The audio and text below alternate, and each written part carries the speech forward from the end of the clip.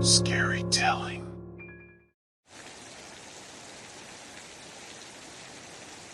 I try to be a considerate person, but my neighbors are making it increasingly difficult. Miss Muncie lives in the apartment above me, and she seems to be obsessed with vacuuming her carpet at all hours of the day and night. The constant whirring of the machine and the sound of it hitting her furniture is almost unbearable. Then there's Marissa, the neighbor next door. She's always banging her bed frame against the wall and screaming like a banshee. If I didn't know any better, I'd think she was trying to break the thing with her boyfriend. Tonight is no different. It's late, and I'm trying to fall asleep, but the noise is making it impossible. Boom, boom, boom. That's the sound of Miss Muncie's vacuum hitting her furniture. The whirring of the machine vibrates through the walls and penetrates my brain just as I've shut it off for the night. Boom, boom, boom. And there's Marissa again, banging her bed frame against the wall like there's no tomorrow. If eating every meal alone wasn't a stark reminder of my ongoing involuntary celibacy, then this was surely overkill. I've tried to be polite and ask my neighbors to keep the noise down, but it seems like my attempts have only made things worse.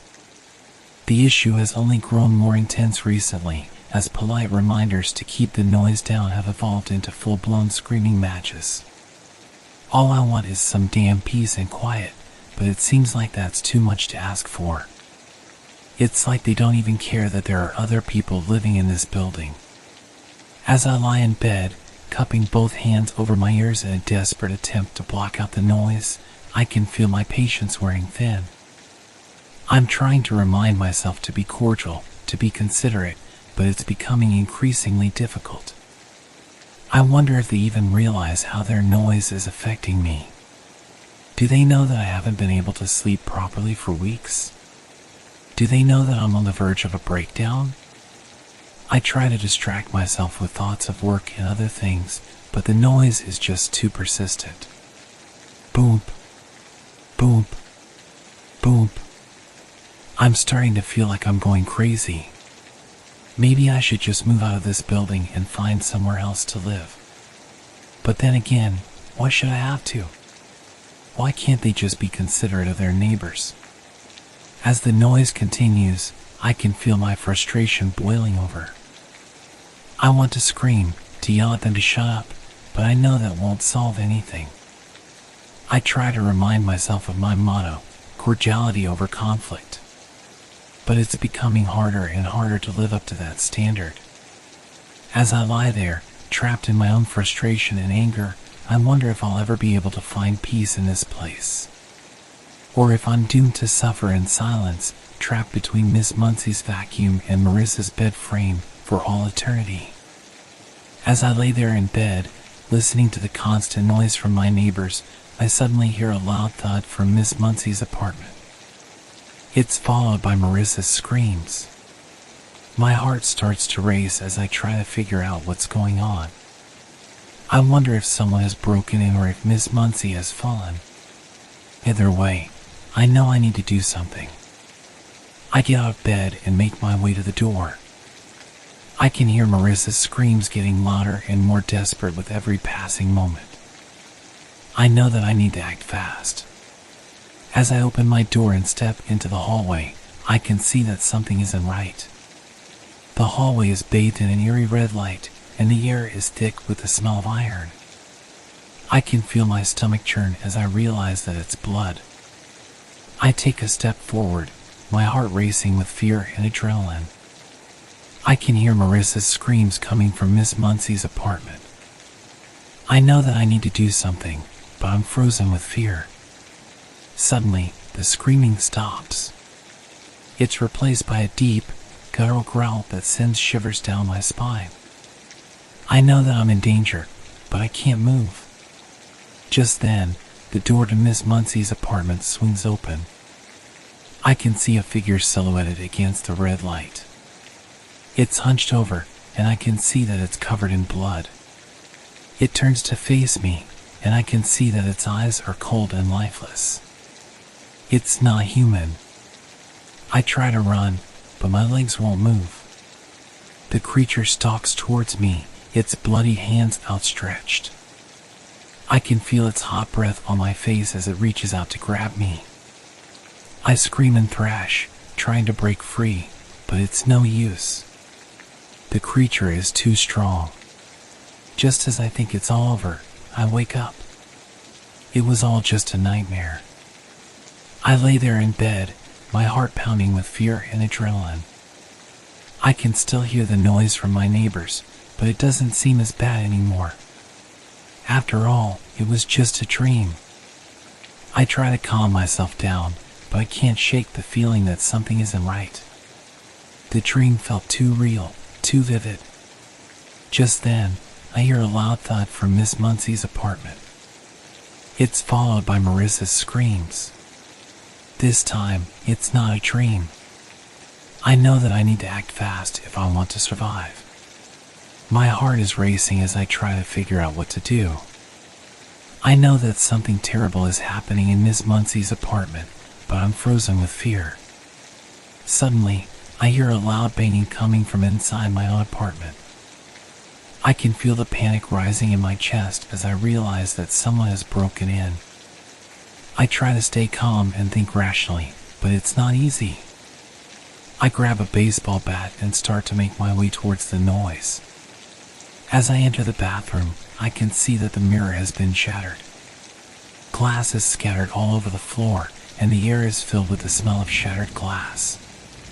My heart sinks as I realize that someone has broken in and is now in my own home.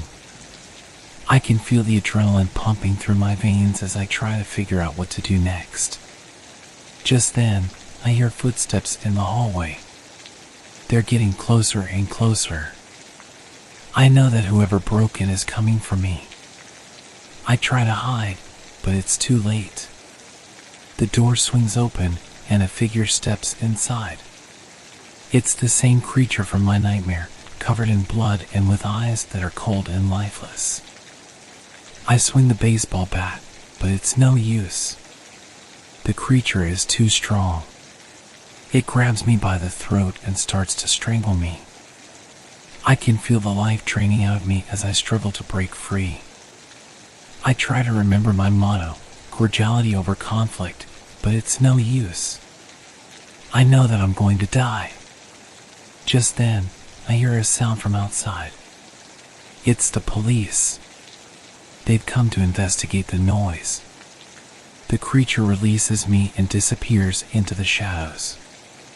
I collapse to the ground, gasping for air. The police burst into the bathroom, guns drawn. They ask me what happened, but I can't find the words to tell them. I'm rushed to the hospital, where I spend the next few days recovering. The doctors tell me that I'm lucky to be alive, but I don't feel lucky. I can't shake the feeling that something terrible is coming. That the creature is still out there, waiting to finish what it started. As I lay in my hospital bed, staring up at the ceiling, I realize that my life will never be the same again. After my harrowing experience, the police launch an investigation into what happened. They interview me and my neighbors, trying to piece together what led to the break-in and the attack. As I sit in my apartment, recovering from my injuries, I can hear the detectives talking in hushed tones. They're trying to figure out who or what the creature was, but they're not having much luck. I try to give them as much information as I can, but I'm still haunted by the memories of the attack. I can't seem to shake the feeling that the creature is still out there, waiting to finish what it started. Days turn into weeks, and the investigation seems to be going nowhere. The police are stumped, and I'm left feeling more and more hopeless with each passing day. One night, as I'm lying in bed, I hear a knock at my door. It's one of the detectives, and he's come to talk to me about the investigation. He tells me that they've found something, a clue that might lead them to the creature.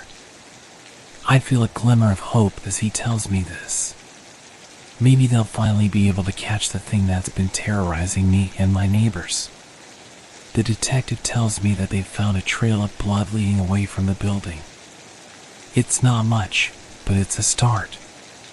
He also tells me that they found something strange in Miss Muncie's apartment.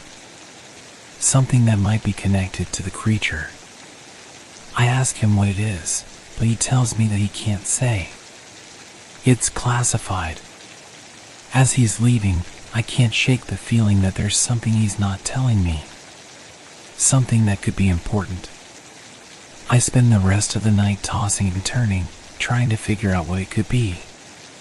But no matter how hard I try, I can't seem to make sense of it. The next morning, I wake up to find that my door is open. It's not just unlocked, it's wide open.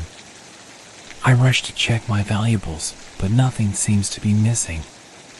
It's almost as if someone was trying to send me a message. I feel a knot forming in my stomach as I realize that the creature might still be out there, watching me, waiting for the right moment to strike again. I try to push the thought out of my mind and focus on the investigation. Maybe the detectives will be able to catch the creature before it's too late. But as I sit in my apartment, waiting for news, I can't help but feel like I'm running out of time. That the creature is closing in, and that my life is in danger once again. Days turn into weeks, and the investigation seems to be going nowhere. The police are stumped, and I'm left feeling more and more hopeless with each passing day. One night, as I'm lying in bed, I hear a noise from outside my window. It's the sound of something scratching at the glass. I get up to investigate, my heart pounding in my chest. As I look out the window, I can see a pair of cold, lifeless eyes staring back at me.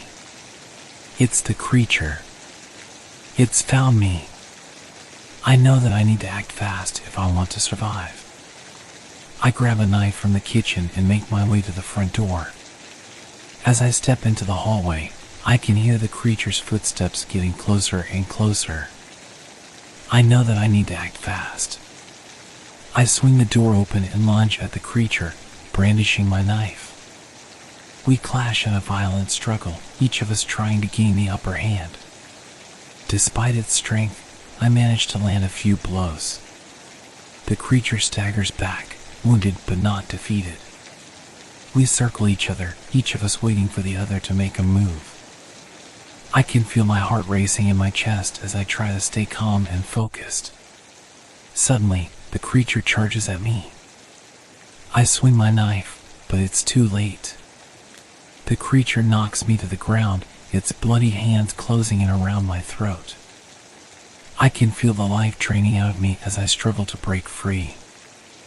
I can see the creature's eyes, cold and lifeless, staring back at me. Just then, I remember my motto: cordiality over conflict. I reach out and offer the creature my hand. To my surprise, it takes it. We stare at each other for a moment, neither of us sure what to do next. And then, with a sudden burst of energy, the creature disappears into the night. I lay there, gasping for air, trying to make sense of what just happened. The creature is gone, but I'm left with a sense of unease. As I sit in my apartment, trying to process what happened, I realize that the creature was never my enemy. It was just trying to survive, just like me. I make a promise to myself. I'll do everything in my power to make sure that nothing like this ever happens again. I'll be more understanding of my neighbors, more patient with those around me. And maybe, just maybe, I'll be able to find some peace in this noisy, chaotic world.